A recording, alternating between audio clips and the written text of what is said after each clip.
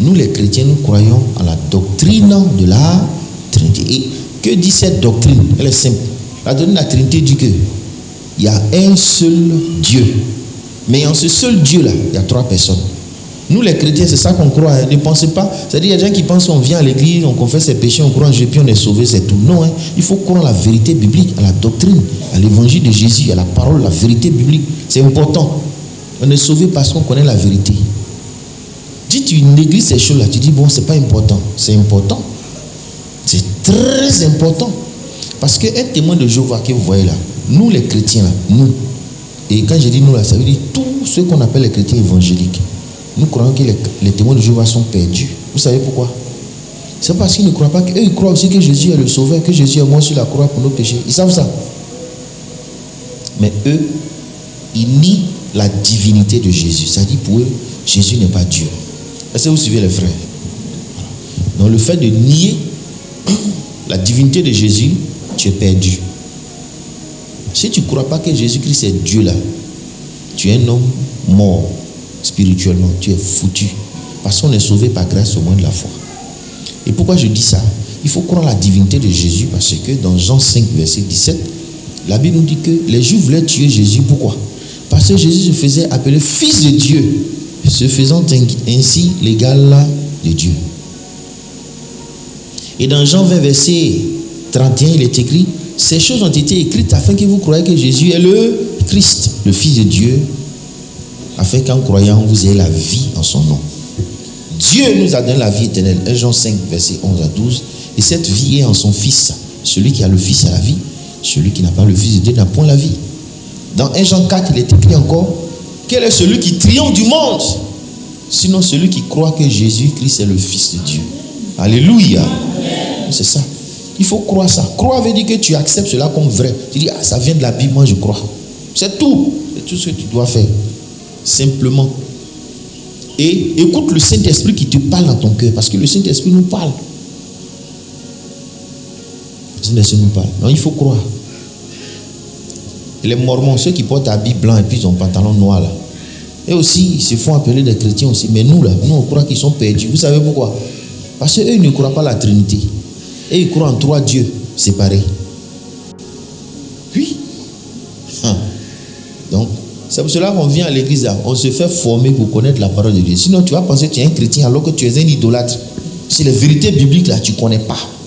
Tu vas raisonner comme un païen, pensant que tu es un chrétien. Ou bien les catholiques là, nous on croit que les catholiques sont perdus. Vous savez pourquoi? Parce qu'ils ont élevé Marie au rang de Dieu. Eux, ils prient Marie, Sainte Marie, Mère de Dieu, priez pour nous, pauvres pécheurs, maintenant et à l'heure de notre mort. Amen. Eux, ils le font régulièrement. On appelle ça l'idolâtrie. Parce que l'homme n'est pas Dieu. Gloire à Dieu. Donc, le Dieu des chrétiens, là, c'est un Dieu, hein, mais dans ce Dieu, il y a 3 personnes. Un Dieu, vous voyez comment c'est difficile, non? Mais c'est ce qu'il faut croire. Ce Dieu-là, lui dit que 1 plus 1 plus 1 égale à combien? Voilà, vous avez tous compris, vous avez bien compris. Alléluia. Le Père, plus le Fils, plus le Saint-Esprit, ça fait un Dieu. Un seul Dieu. Alléluia. Nous, c'est ce qu'on croit. Au commencement était la parole. La parole était avec Dieu et la parole était Dieu. Elle était au commencement avec Dieu. Toutes choses ont été faites par elle et rien de ce qui a été fait n'a été fait sans elle. En elle était la vie était la lumière des hommes. Donc Jésus, au verset 14, la parole a été faite chair. Donc quand Jésus est devenu, le Fils de Dieu est devenu homme, c'est lui qui a pris le nom de Jésus. Donc celui qui croit à cette vérité-là et qui accepte de se repentir de ses péchés, c'est ça. Lui là, quand tu crois, tu te repens de tes péchés. C'est ça que Pierre dit, pardon. En tout cas, André, j'aime beaucoup Paul. Un peu seulement Paul vient d'avoir. Donc, Pierre leur dit que repentez-vous et soyez baptisés en ce nom-là. Soyez baptisés en ce nom. Quand on dit d'être baptisé au nom de Jésus, ça veut dire que c'est du baptême de Jésus. Ça veut également dire soyez baptisés selon les recommandations de Jésus, sous l'autorité de Jésus-Christ. Mets-toi à leur place, tu vas comprendre davantage ça. Parce que, imagine que tu Tu parles à beaucoup de personnes qui sont des religieux, qui vont aussi dans leur église. Église ici, là, c'est synagogue. C'est la même chose. Hein? Synagogue, église, synagogue, c'est les mêmes choses. Eux aussi vont là-bas. Ils lisent aussi la Bible. Donc c'est ça. Pierre leur a expliqué ça.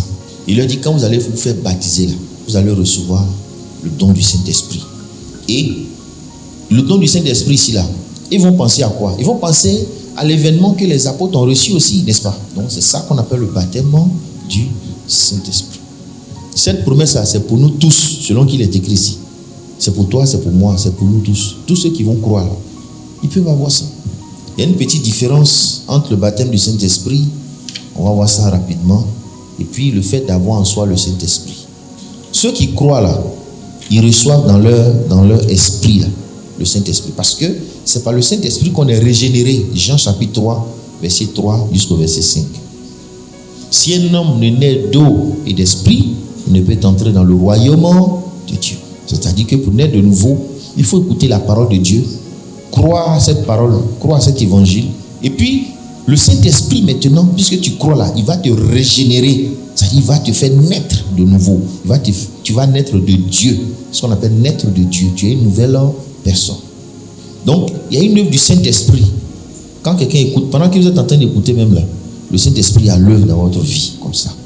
Si tu es un incroyant, c'est-à-dire quelqu'un qui n'a pas encore cru au Seigneur Jésus, pendant que tu écoutes la parole, le Saint-Esprit agit. Vous voyez, dans Jean 16, le Seigneur Jésus disait, quand le Saint-Esprit viendra, il convaincra le monde de péché, de justice et de jugement.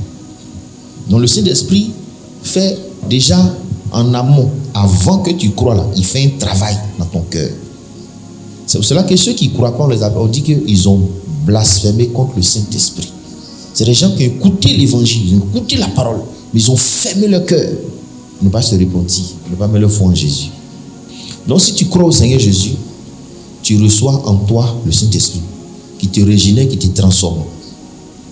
Jean 14, verset 15 à 17. Si vous m'aimez, gardez mes commandements, et moi je prierai le Père, et il vous donnera un autre consolateur, afin qu'il demeure éternellement avec vous. L'Esprit de vérité que le monde ne peut recevoir, parce qu'il ne le voit point et ne le connaît point. Mais vous, vous le connaissez, car il demeure avec vous, et il sera en vous. Alléluia. Donc il y a le Saint-Esprit en vous. Ceux qui croient, il dit le monde ne peut pas recevoir le Saint-Esprit. Mais ceux qui connaissent Jésus, là, ils reçoivent en eux le Saint-Esprit. Alléluia. Frère, c'est une bénédiction. Hein? Nous avons en nous le Saint-Esprit. C'est une grâce. Et le Saint-Esprit en toi, c'est la marque de ton appartenance à Dieu. Éphésiens 1, verset 13. Il dit que Dieu nous a scellés du Saint-Esprit. Dieu nous a cachetés. Il a mis en nous un cachet, une signature de la présence du Saint-Esprit en nous. 1 Corinthiens chapitre 3, verset 16. 1 Corinthiens 3, 16. Je suis en train de vous montrer ici que quand tu crois au Seigneur Jésus, là, que tu te repens de tes péchés, le Saint-Esprit vient en toi. Parce que c'est par le Saint-Esprit même que tu crois. C'est lui qui te pousse à croire même. C'est lui qui agit dans ton cœur pour que tu puisses croire. Donc le Saint-Esprit va demeurer en toi. Va demeurer en toi. Parce que c'est la marque de ton appartenance à Dieu. Et dans Romains chapitre 8, j'ai oublié un peu le verset, je ne sais pas si c'est le verset 16 d'ici, ou verset 9, si quelqu'un n'a pas le Saint-Esprit, il n'appartient pas à Dieu. Si quelqu'un n'a pas son esprit, il ne lui appartient pas. Le fait que tu crois au Seigneur Jésus, que tu sois repenti de tes péchés, Dieu te donne, le Saint-Esprit vient automatiquement en toi. C'est en venant en toi là qui te transforme, que tu deviens enfant de Dieu. Quand tu écoutes la parole, c'est lui qui est là pour te convaincre. Il faut croire, réponds-toi, crois. Mais tu es triste. Petit Seigneur, pardon, pardon. Tu te repens, tu es touché. De toute façon, tu es touché. Quand tu écoutes la parole de Dieu, c'est le Saint-Esprit qui fait ça. Donc, il te pousse à la repentance. Et pendant que tu crois, que tu es en train de te repentir, lui vient dans ton cœur. Il dit, je vous donnerai un cœur nouveau, un esprit nouveau. Je mettrai en vous mon esprit. Et je ferai en sorte que vous observiez, pratiquer mes commandements. Ézéchiel 26, Ézéchiel 36, je crois, verset 26. Gloire à Dieu. Donc, on est en train de voir les passages qui nous montrent que quand nous croyons au Seigneur Jésus, nous recevons le Saint-Esprit qui vient en nous, non seulement nous régénérer, mais pour nous marquer du saut de l'esprit. C'est-à-dire pour nous dire que ceux-là, ils sont pas pour Satan, ils sont bizarres. Il faut que je suis un enfant de Dieu. En disant je suis sorcier, tu seras délivré. Au contraire, tu nies l'œuvre du Saint-Esprit dans ton cœur. Tu rejettes ça. Il faut que je suis un enfant de Dieu. Jésus, je crois en toi. Je crois que tu as dit que tu m'as régénéré là. Je suis vraiment régénéré. Alléluia. Tu peux faire un rêve où tu entends un moyen quelqu'un. Tu bouffes quelqu'un. Hein? Il y a un frère qui a fait un rêve. Il dit que lui, il a rêvé. Il était en train de gorger quelqu'un. Quand il s'est réveillé, il allait voir son dirigeant. Il dit, ah, dirigeant, on a entendu piège. Je ne sais pas si quelqu'un est tombé dans le piège là. On a entendu piège d'aboutir bien de lui. Et puis, quand il allait pour chercher dans un rêve, hein, il savait que c'était l'homme qui était dedans. Et lui, il a gorgé ça. Son dirigeant dit, toi là, tu es sous discipline, sorcier. Il ne faut plus prendre Saint-Saint ici. Donc il m'appelle, il dit, je fais comment? Il dit, je fais comment? C'est un frère qui était ici. Il dit, je fais comment? Il dit, mais tu me demandes quoi? C'est qui t'a dit là, c'est ça. C'est un sorcier, il faut te mettre sous discipline. Hein? Toi, tu ne m'appelles pas d'abord, hein, tu viens de lui parler. Maintenant, toi, on dit, tu es sorcier, tu es sous discipline. Moi, je vais faire quoi? Il te dit, tu n'es pas sous discipline. Est-ce que tu es à l'église de Moïse? Tu es là-bas, donc tu es sous discipline. Mais en fait, qu'est-ce que les gens n'ont pas compris? C'est un frère qui est dépressif. Il ne dort pas bien, il a des problèmes mentaux. Et quand tu as des troubles mentaux, tu as fait tout ça des rêves. Un enfant de Dieu peut avoir des dépressions. Souvent, tu le vois, les gens qui sont dépressifs peuvent voir n'importe quoi. Mais lui, il a été enfoncé davantage. On dit, oh, c'est que c'est un sorcier. Il refait sa repentance, il refait sa délivrance. Il dit, ah, donc il a fait jeune encore, il va faire ça. Et il finit, lui, il fait encore des rêves bizarres. Il dit, ah, ça là, s'il parle encore, il y aurait des problèmes. Hein? Il dit, tu as bien compris, il faut parler encore, tu vois. Un enfant de Dieu qui est né de nouveau, regardez tous ces passages là, ça nous montre que, mais tu es passé des ténèbres à la lumière, tu es né de nouveau. Et puis, c'est même pas toi-même qui te fait naître de nouveau. Hein? C'est le Saint-Esprit qui te régénère. Frère, c'est vous suivez.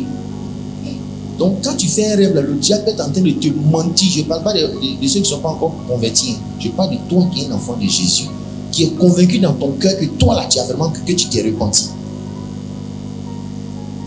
Quand tu fais un rêve bizarre, tu dis, mais Satan, tu es un menteur. Moi, je suis né de nouveau, hein, crois en Jésus.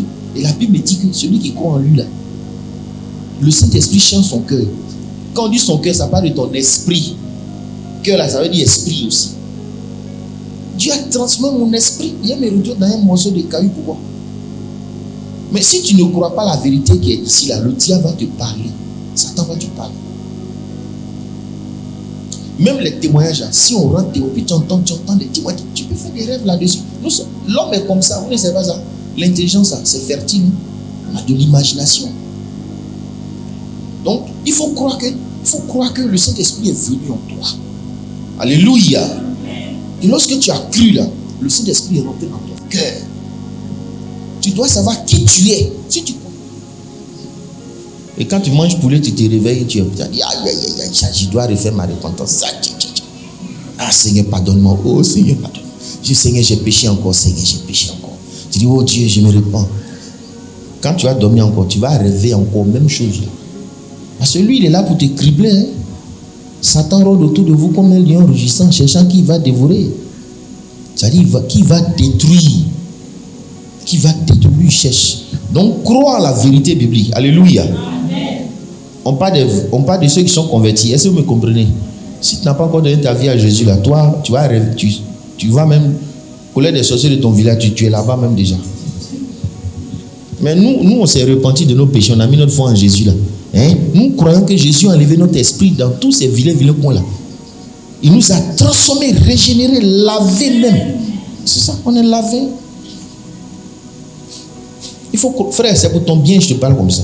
C'est pour ton bien. C'est pour ton bien. Il y a un jeune frère parmi nous qui était venu me voir, il dit, ah, lui, il rêve, il s'est vu dans le caniveau. Je lui ai rappelé ces vérités là. Depuis qu'il est parlé là, il n'a plus fait des rêves comme ça. Il dit, ah, tiens, mais tu vois. Mais si tu n'avais pas compris ça là, tu vas rêver, ils vont finir prier pour toi. Demain là, tu rêves encore, tu es comme ça encore. Ou bien tu rêves, tu es dans un WC. Tu veux sortir, on dit reste ici là. Quand tu te réveilles, il y a caca sur toi partout. Tu dis, ah. Enfin, pardon, dans le rêve, bien sûr. Hein. Voilà. Quand tu te réveilles, tu es troublé quoi. Mais Satan, c'est que tu ignores qui tu es en réalité. Tu ne connais pas tes droits, tu ne connais pas les privilèges d'un enfant de Dieu. Tu ne connais pas la puissance que Jésus a mis sur toi. Tu ne connais pas. Donc, lui, il exploite ton ignorance. Mon peuple périt faute de connaissance. Et quand on parle de connaissance, ce n'est pas connaissance mathématique, scientifique. Ce n'est pas ça. C'est connaissance de Dieu. Connaissance biblique. Connaissance doctrinale. Connaissance de la parole écrite de Dieu. Connaissance des promesses du Seigneur. Donc, c'est juste pour vous encourager, quoi. Si nous sommes enfants de Dieu, là, nous sommes habités par le Saint-Esprit. Et vous voyez, il dit, il demeure avec vous éternellement. Il est en nous. C'est ça. 1 Corinthiens, chapitre 3, verset 16. Ne savez-vous pas que que vous êtes le temple de Dieu et que l'Esprit de Dieu habite en vous? Ne savez-vous pas que vous êtes le temple de Dieu et que l'Esprit de Dieu habite en vous? L'Esprit de Dieu habite en vous. C'est une question qui pose. Est-ce que tu ne sais pas ça? Parce que tu pourrais ignorer ça. Tu peux ignorer que l'Esprit de Dieu est en toi. Frère, la Bible te dit que le Saint-Esprit est en toi. Alléluia. Est-ce que tu comprends tout ce que ça veut dire? Le Saint-Esprit est en toi. Alléluia.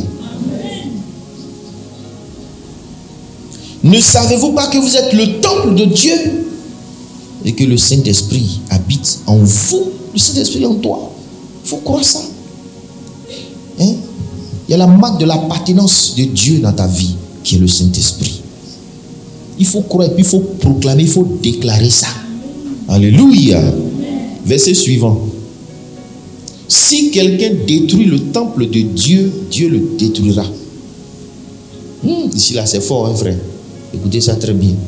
Si quelqu'un détruit le temple de Dieu, Dieu va le détruire aussi. Car le temple de Dieu est saint et c'est ce que vous êtes.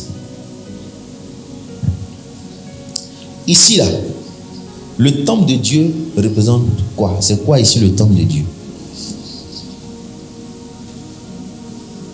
Tu comprends ici? Si tu veux répondre, il faut que tu lèves la main puis tu réponds. Le temple de Dieu. Si quelqu'un détruit le temple de Dieu, oui. C'est l'homme. Ok. Oui. Lui, il est courageux, hein? Il a parlé. C'est le chrétien. D'accord? Oui. Est-ce que tu voulais dire? D'accord. Qui d'autre?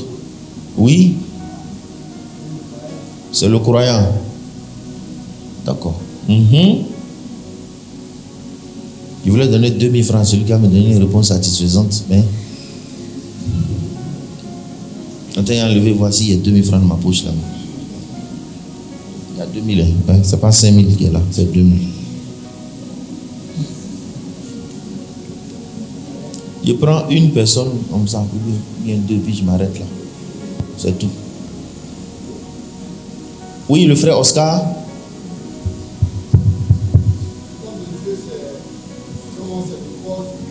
Le corps du chrétien. Le corps du chrétien. Merci. Alléluia. Oui. C'est des réponses. C'est pas que c'est faux. Hein. C'est pas que c'est faux. Mais je dis satisfaisante. Oui. Donnez le micro à tonton Alphonse. Gloire à Dieu. Amen. Pour moi, le temple du Saint-Esprit ici, c'est celui-là même qui a mis sa foi au Seigneur Jésus. Alléluia. C'est le croyant. C'est pas ça. C'est le chrétien. C'est juste, c'est pas faux. C'est vrai. Selon moi, c'est la foi du chrétien. La foi du chrétien. Bon, la foi du chrétien, là, c'est bon. Là, il faut que je puisse t'aider. Mais si tu as fait un effort, mais ce n'est pas la foi. La foi peut être le temple. Oui, oui, frère. Lève-toi pour répondre. Le temple de Dieu est la demeure de Dieu.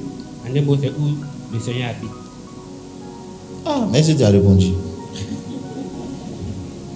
Donne le micro au frère policier là. Lui, il ne parle pas toujours ici. Bon, moi, je pense que c'est le cœur de l'homme. Le cœur de l'homme. Oui, c'est pas mal. C'est une bonne réponse.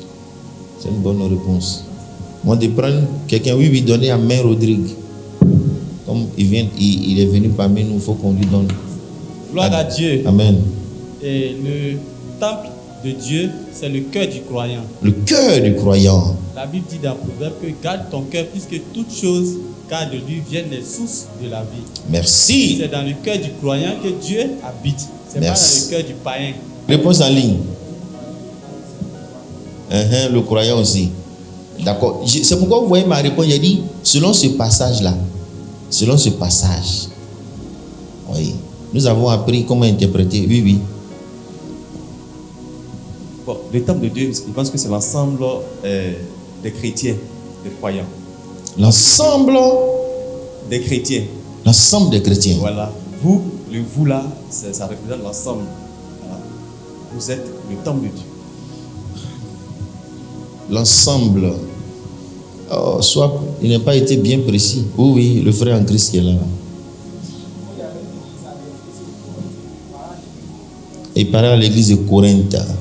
C'est eux. Ok. Oui, tonton Gaïs. Donc il faut répondre sans micro en même temps. C'est l'église. Ok. C'est bien. Ceux qui ont dit l'église, là, c'est bien. Maintenant, bon, lui, comme il a répondu avant vous, il pense que. On va pas donner 2000 francs, quoi. Entre ceux qui ont dit église, là.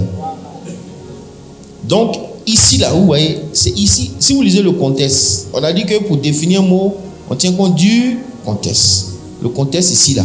Paul écrit à l'église de Corinthe. Et dans cette église-là, il y avait des divisions.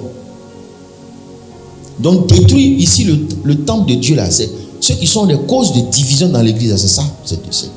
Vous voyez ici, c'est une sentence sévère, une menace grave. Il y avait des divisions dans cette église-là. Et dit, si vous détruisez là, Dieu va vous détruire. Alléluia. Sinon, effectivement, le temple de Dieu, c'est aussi le corps du croyant. 1 Corinthiens 6, c'est pas ça? Voilà. Dans 1 Corinthiens 6, là, quand tu lis, tu vois qu'il s'agit du corps. C'est quoi j'ai précisé, hein? Il a dit dans ce passage-là. Sinon, ce que vous avez dit, c'est juste. Mais dans ce texte-là, c'est eux tous mis ensemble, ça fait également le corps. C'est comme 1 Corinthiens 11. Quand on parle du corps là, c'est les chrétiens et tous. N'est-ce pas? Et donc l'apôtre dit ici dans 1 Corinthiens 11, quand on parle de la Sainte Seine, que on doit faire attention. Si on ne discerne pas le corps, c'est que tu es là, tu ne reconnais pas que les autres aussi sont des frères comme toi. Tu es dans l'église, tu fais du n'importe quoi. Dieu peut te punir, te châtier. Alléluia. Bon, donc, je pense que faut leur donner un peu. Non, vous n'êtes pas dedans. Ceux qui ont dit église là, voilà, c'est eux qui ont droit à ça. Ceux qui ont dit église, voilà. Donc ils sont 3 personnes. Voilà. Chaque. Hein? Et donc, oui. Ils ont bien sûr, ils ont cru. Vous êtes dedans aussi. Mais je voulais la précision, quoi. Voilà, il voulait la précision. Sinon, tous ceux qui ont dit c'est le corps, c'est le chrétien, c'est le Saint-Esprit dans son cœur, tout ça là, c'est juste, c'est pas faux. Mais quand tu lis le passage là, il parle ici des chrétiens, de l'église qui est là. C'est eux qui constituent le temple de Dieu. Vous êtes d'accord avec moi, non? Que l'église aussi, c'est le temple de Dieu, n'est-ce pas? Ok, donc nous venons d'insister ici pour montrer que ceux qui croient au Seigneur Jésus là, c'est des gens qui reçoivent le Saint-Esprit en eux. Mais est-ce que ça veut dire qu'on doit s'arrêter là? Je crois que non. Nous devons rechercher maintenant le baptême du Saint-Esprit. Voyons rapidement ce que c'est que le baptême du Saint-Esprit. Quand on dit qu'on a le baptême, ça veut dire quoi? Actes chapitre 1, verset 5. Car Jean a baptisé d'eau, mais vous, dans peu de jours, vous serez baptisés du Saint-Esprit. Venons au verset 8. Mais vous recevrez une puissance le Saint-Esprit survenant sur vous, et vous serez mes témoins à Jérusalem, dans toute la Judée, dans la Samarie et jusqu'aux extrémités de la terre. Donc il y a le baptême du Saint-Esprit. Alléluia. Le baptême du Saint-Esprit, c'est de ça qu'il est question. De la même façon, on nous plonge dans l'eau là, et puis on est déclaré des frères, des chrétiens en Jésus là. Nous avons aussi besoin d'être plongés dans le Saint-Esprit. C'est ça, plongé dans le mouillé du Saint-Esprit. Et quand on reçoit ce baptême-là, ça nous donne quoi? La puissance. Alléluia. C'est ça, frère, le baptême du Saint-Esprit. Et donc le baptême du Saint-Esprit, c'est le fait que Dieu, il y a un mot que j'entends souvent les frères prononcer dans ces temps-là. Dieu nous capacite. Mais Dieu nous rend capables. Alléluia. Pour faire son œuvre, l'œuvre à laquelle il nous a appelés. Il nous donne la puissance pour le faire. Vous voyez, il dit, vous recevrez une puissance, le Saint-Esprit survenant sur vous, et vous serez mes témoins. Donc nous avons besoin de la puissance du Saint-Esprit pour être témoins de Jésus. Quand le Saint-Esprit te visite, il te remplit. C'est-à-dire, on va voir tout à l'heure comment on reçoit, mais tu lui as demandé, puis il t'a rendu capable. Tu sens que ton ministère est devenu différent. Tu prêches avec plus de vie, plus de puissance. Tu témoignes avec plus d'autorité, plus de clarté. Tu as besoin du Saint-Esprit pour le faire. Alléluia.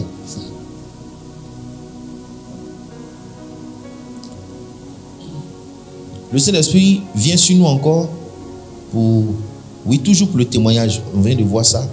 Prenons aussi Actes chapitre 4. Et maintenant, Seigneur, vois leurs menaces. Et donne à tes serviteurs d'annoncer ta parole avec une pleine assurance, en étendant ta main, pour qu'il se fasse des guérisons, des miracles et des prodiges, par le nom de ton saint serviteur Jésus.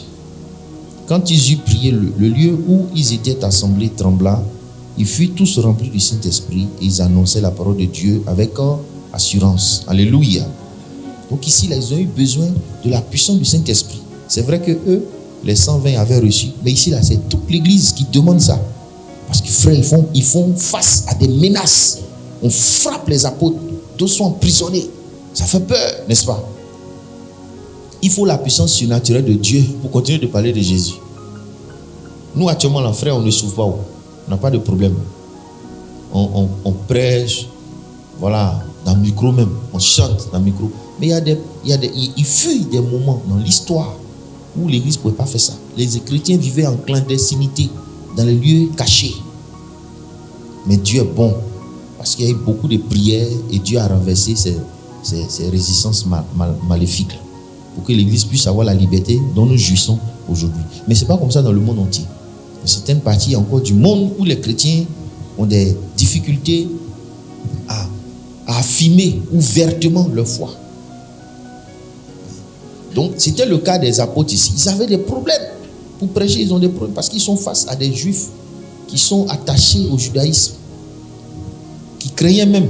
Ils voyaient l'Église comme une menace. Donc les frères avaient besoin de prier. Et puis, ils étaient dans un environnement très, très religieux. Des gens qui vivent en communauté. Ils sont liés, la famille, tout ça. Frères, les juifs là, ils vivent en communauté. Ils ont des associations, on appelle les kibbutz. C'est des gens qui dorment presque dans... C'est un long bâtiment, tout le monde est en famille. Ils font des travaux ensemble, ils vont au champ ensemble, ils font tout ensemble. Donc, imagine que toi, tu te convertisses. Tu es dans un kibbutz et puis tu te convertis. Vous voyez comment c'est difficile, non? Parce que tu seras rejeté. Et puis tout le monde a la même religion. Donc, ils ont prié et Dieu a exaucé leur prière. Toi aussi, demande que le Saint-Esprit te remplisse. Amen. Que tu aies le baptême du Saint-Esprit, la puissance du Saint-Esprit pour te couvrir, afin de te rendre capable d'annoncer l'évangile avec assurance. Souvent, là, on n'arrive même pas à prêcher. Le cœur bat, tu as peur. Tu trembles. C'est pourquoi, frères, choisissez parmi vous 7 hommes de qui l'on rende un bon témoignage, qui soient pleins d'Esprit Saint et de sagesse, et que nous chargerons de cet emploi. Verset 8. Étienne, plein de grâce et de puissance, faisait des prodiges et de grands miracles parmi le peuple. Verset 10. Mais il ne pouvait résister à sa sagesse et à l'esprit par lequel il parlait. Alléluia. Donc, ici, là, voilà un homme qui est puissant. Mais sa puissance ne vient pas de son intelligence. Ça vient de... Certes, il avait la sagesse.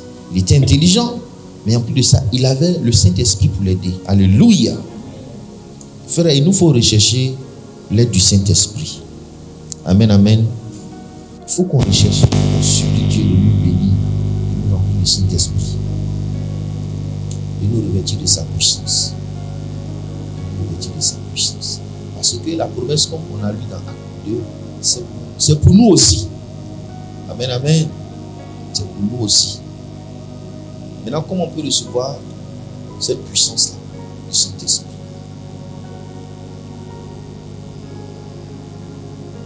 Comment on peut recevoir? Luc 11, verset 13.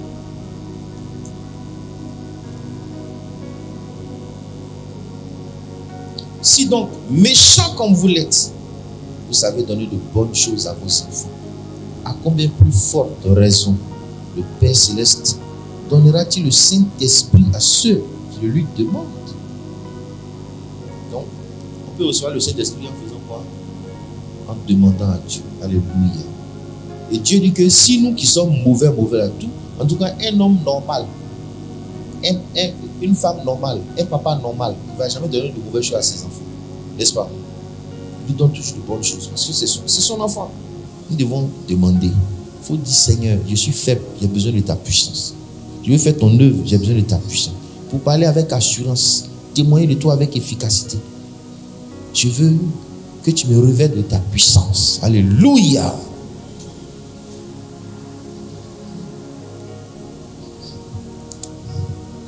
Acte 19, verset 1. Donc, pendant qu'Apollos était à Corinthe, Paul, après avoir parcouru les hautes provinces de l'Asie, arriva à Éphèse et a rencontré quelques disciples. Il leur dit: avez-vous reçu le Saint-Esprit quand vous avez cru? Ils lui répondirent: nous n'avons même pas entendu dire qu'il y a un Saint-Esprit. Il dit: de quel baptême avez-vous donc été baptisés? Il lui répondit: du baptême de Jean. Alors Paul dit: Jean a baptisé du baptême de repentance, disant au peuple de croire en celui qui venait après lui, c'est-à-dire en Jésus. Sur ces paroles, il fut baptisé au nom du Seigneur Jésus. Verset 6. Lorsque Paul leur eut imposé les mains, le Saint-Esprit vint sur eux et ils parlaient en langue et prophétisaient. Ils étaient environ 12 hommes. Alléluia. Donc ici aussi, on reçoit le baptême du Saint-Esprit par l'imposition des mains. Gloire à Dieu. Donc, vous voyez, quand Paul les a vus là, Paul a senti que ceux-là, ils étaient des chrétiens bizarres. Mais vous là, est-ce que vous avez reçu le Saint-Esprit quand vous avez cru? Paul, vraiment, il avait le discernement. C'était ils ont été passés comment on appelle ça, par immersion, qui ça va, c'est des frères. Ils ont un langage chrétien aussi là. Vous voulez avoir baptême passé. C'est pas quelque chose.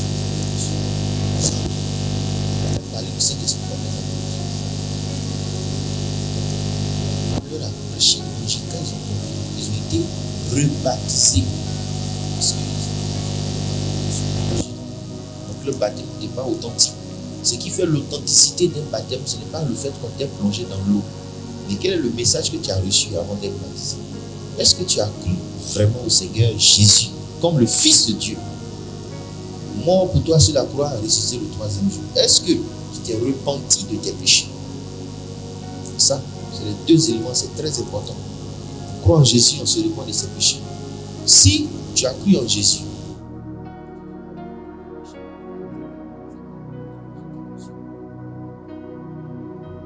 parce que les deux éléments du salut, c'est la foi et la repentance. C'est-à-dire que quand on dit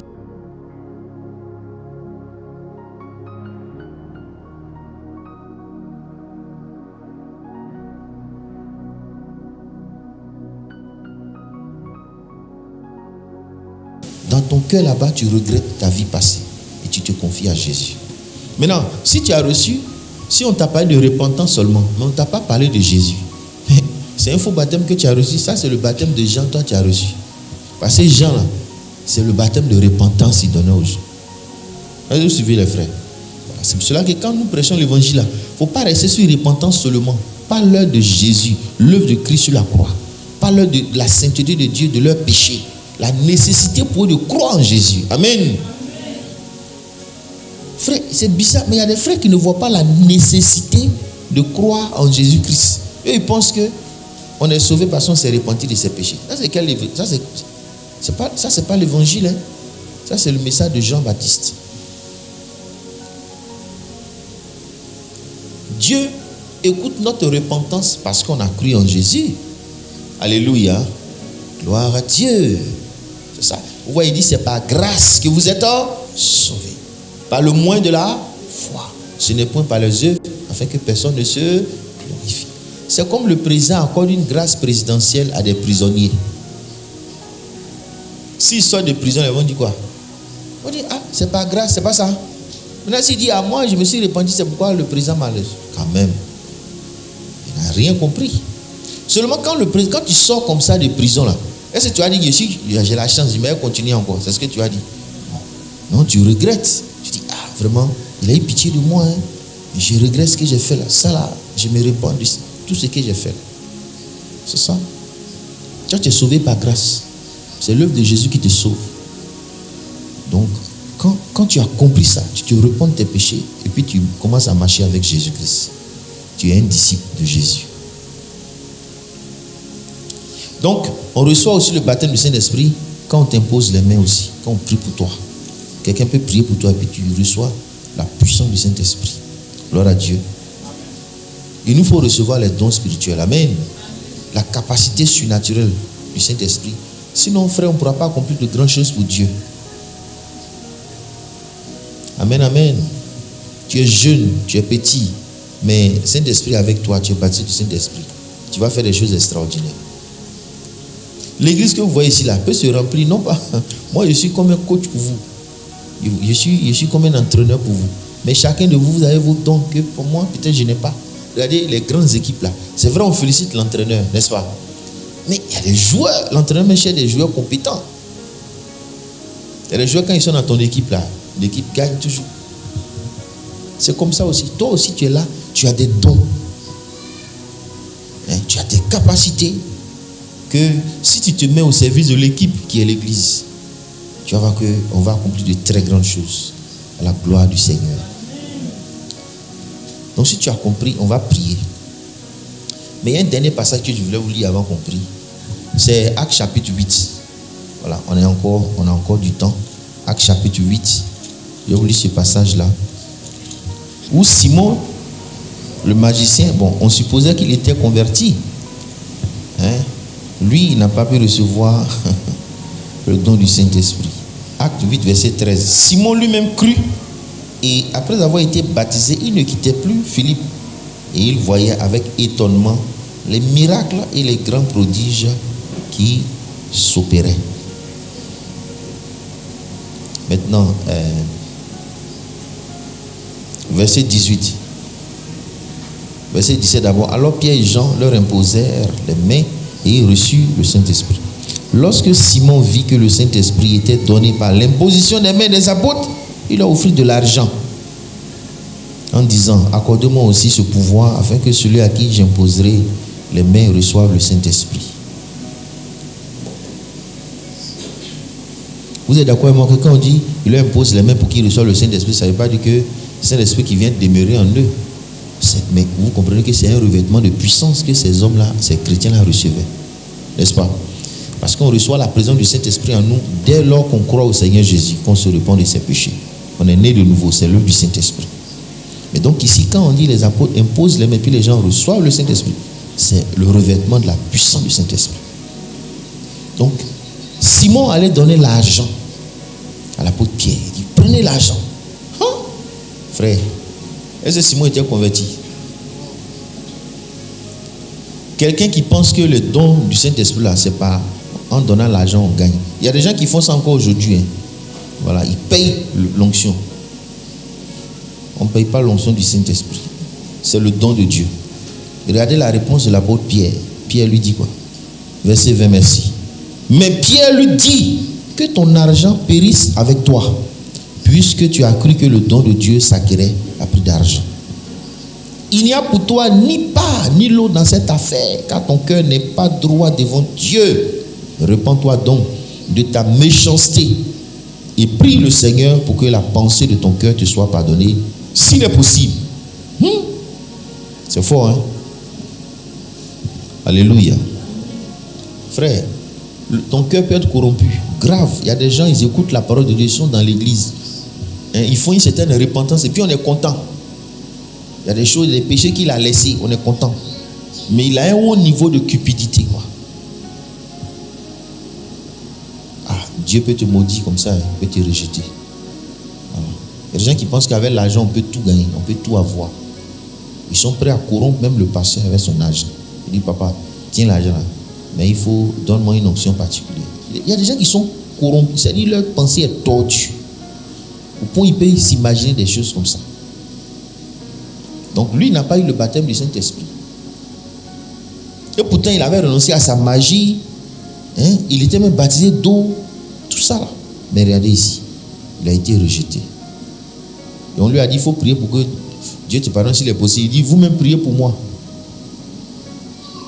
Afin qu'il ne m'arrive pas tout ce que vous avez dit là. Ouais, non. C'est-à-dire ici là, c'est quelqu'un qui croit toujours que la puissance là, ça vient de l'homme. On lui demande pardon à Dieu. Il dit, non, non, vous-même là. Si vous demandez pardon à Dieu, va me pardonner. C'est pas la peine.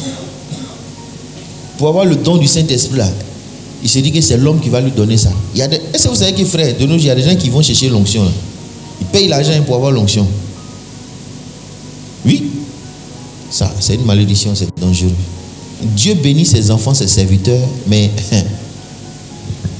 la puissance pour son service là, c'est pas un homme qui te donne ça, c'est Dieu qui te donne par ta relation avec lui. Alléluia. Le pasteur lui va prier pour toi, mais Dieu va même pas exaucer si le Saint-Esprit qui voit ton cœur voit que toi tu n'es pas droit, ça va pas venir. Ne croyez pas que l'homme de Dieu, le pasteur ou l'apôtre là, il est détenteur du Saint-Esprit et c'est lui qui distribue aux gens. Non, qui donne le Saint-Esprit aux gens? C'est Jésus. C'est Dieu qui nous donne sa puissance. Mais quelqu'un peut prier pour toi, ça y est un soutien. Mais si toi, ton cœur n'est pas droit devant Dieu, même si le plus grand des pasteurs t'impose les mains, tu ne vas pas avoir ça. Alléluia. Bon, ça c'était une parenthèse. Nous allons prier le Seigneur. On va se lever pour prier Dieu. Prie que tu reçoives le Saint-Esprit. Alléluia. Gloire à Jésus.